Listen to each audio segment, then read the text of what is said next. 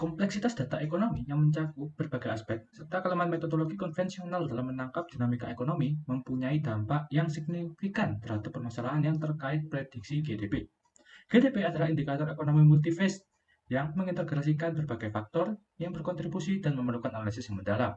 Halo semuanya, saya Nadindra Dwi Arianta akan presentasikan hasil penelitian saya mengenai predicting Indonesia's gross domestic product or GDP using autoregressive integrated moving average or ARIMA model.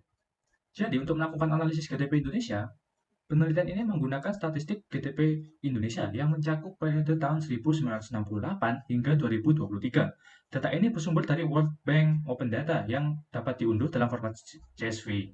Data ini menunjukkan nilai GDP Indonesia dalam dolar AS saat ini dan konstan, serta tingkat pertumbuhan tahunan GDP. Namun, data mentah ini mungkin mengandung beberapa masalah seperti musiman, outlier, nilai yang hilang, dan bentuk yang masih desimal, yang dapat mempengaruhi kualitas dan validitas analisis. Oleh karena itu, kumpulan data yang dianalisis secara menyeluruh ini perlu untuk dibersihkan terlebih dahulu dan diubah sesuai dengan kebutuhan yang dibutuhkan untuk model ARIMA. Setelah data siap, langkah selanjutnya adalah menentukan order model ARIMA yang sesuai, atau P, D, dan Q. P merupakan autoregresi, D merupakan jumlah diferensiasi, dan Q adalah jumlah lag moving average. Penelitian ini akan menggunakan fungsi auto ARIMA pada paket Python PMD ARIMA untuk mengoptimisasi dan menyelenggarakan proses pemilihan model guna mempercepat proses tersebut. Fungsi ini mencari model ARIMA yang meminimalkan AIC atau Archive Information Criterion dan BIC atau Bayesian Information Criterion dengan mempertimbangkan hasil pengujian statistik.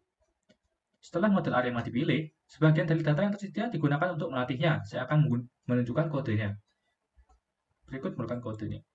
Nah, di sini saya menggunakan model auto ARIMA. Seperti yang terlihat, saya menggunakan order model auto ARIMA untuk menentukan P, D, dan Q-nya. Nah, sebelum masuk ke pemodelan, data akan di-split berupa 90% training data dan 10% tes data. Nah, untuk hasil akhirnya sendiri akan menampilkan grafik dari prediksi dan aktual datanya dari tahun ke tahun. Nah, selain itu juga terdapat hasil dari RMSE dan MAI.